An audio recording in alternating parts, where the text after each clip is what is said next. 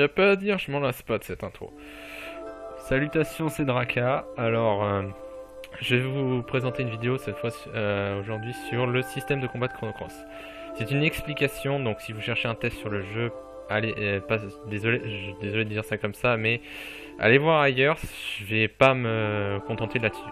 Je vais pas en parler. Alors, à cause de petits problèmes avec YouTube, je vais faire la vidéo en 5 parties. Donc une par partie. Alors premièrement, je vais commencer. Enfin, vous verrez au fur et à mesure, mais normalement, je vais donner des titres à chaque vidéo pour que vous puissiez repérer l'élément du gameplay que vous cherchez, sur lequel vous cherchez une explication. Ou alors, si vous voulez tout voir, enfilez-vous tout à la suite. Je vais mettre dans une playlist de toute façon. Donc alors pour les informations complémentaires, je joue sur émulateur. J'ai la version française, enfin la version traduite par Terminus Traduction. Il n'y a pas de version française à ce jeu. Non, pas de version française officielle. Et après quoi d'autre? Non, je ne vois pas. Ah oui.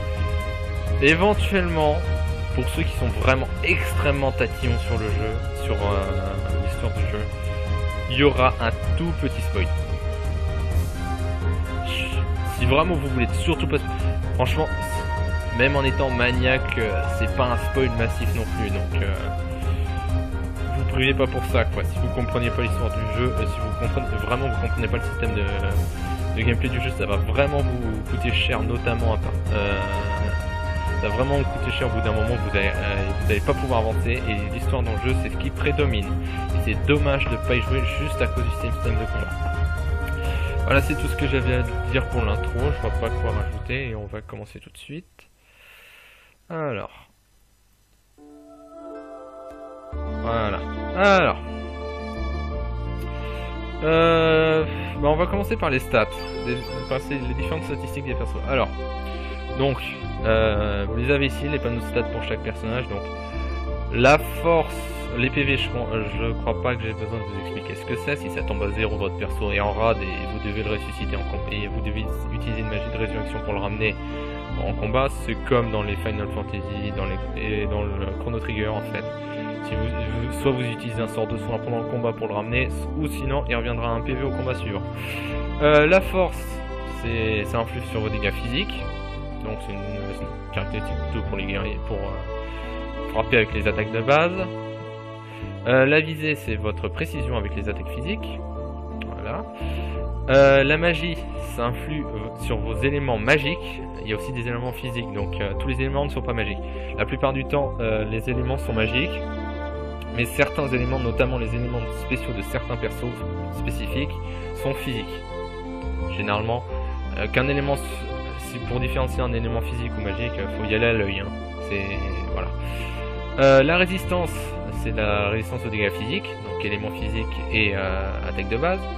L'agilité, c'est l'évasion, l'esquive en fait quand on vous lance une attaque physique. Un élément est inesquivable. Retenez-le, un élément ne s'esquive pas. Voilà. Et la résistance magique, c'est la résistance aux coups, aux attaques magiques, donc aux éléments magiques, qui sont donc inesquivables. Ensuite, le dernier stat, la récupération. Ils ont tenu à mettre un nombre entier. Ils auraient dû mettre un nombre décimal plutôt, parce qu'en réalité, vous voyez 10, et il faut diviser par 10, donc ça donne 1,0. Pour l'instant, ça vous parle pas, mais retenez juste ça. La récupération, vous divisez par 10. Vous divisez le nombre par 10. On verra ça plus tard dans la troisième ou quatrième partie, si je me souviens bien. Quatrième. Voilà, dans la quatrième partie, je vous donne rendez-vous pour plus d'explications sur la récupération et les niveaux d'énergie. Ensuite, vous avez un petit rond blanc avec nature. La nature, c'est votre affiliation pour une couleur. En gros, pratiquement tout dans Chrono Cross est influé par une couleur. Vos attaques de base sont influencées par votre couleur. Vos compétences spéciales sont influencées par votre couleur. Certains éléments, vous ne pouvez pas manier certains éléments si vous n'êtes pas de la bonne couleur. Et vous êtes sensible et plus résistant à certains éléments selon votre couleur. Ça fonctionne par couple. En gros, le blanc est sensible au noir. Le noir est sensible au blanc. En revanche, le blanc est résistant au blanc et le noir est résistant au noir. Et vous avez le couple, et ainsi vous avez le couple blanc-noir, rouge-bleu et vert-jaune. En tout, il y a donc 6 couleurs. Pour la dernière information, donc l'espèce de tableau là que vous voyez au-dessus de la nature, c'est le tableau des éléments du personnage.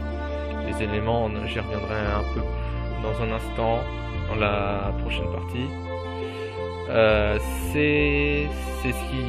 Ce sont en gros les compétences que vos personnages pourront utiliser. Ça peut s'affilier de la magie en quelque sorte, mais avec un système différent que le système habituel du mana. Donc ça on verra plus. Je vous invite à regarder la vidéo suivante si vous voulez plus d'informations. Après pour parler de l'importance de la couleur, je ne vois pas quoi dire d'autre. Ça influence vos attaques de base, voilà. Toutes les attaques sont, de toute façon, tous les dégâts sont influencés par une couleur. Soit si c'est une attaque de base par la couleur de l'ennemi, par la couleur de l'attaquant, et elle détermine vos forces et vos faiblesses, voilà. Donc on va se limiter à ça pour l'instant. C'est des données basiques et je vous invite donc à regarder la suite. Et je vais passer directement au type d'éléments, au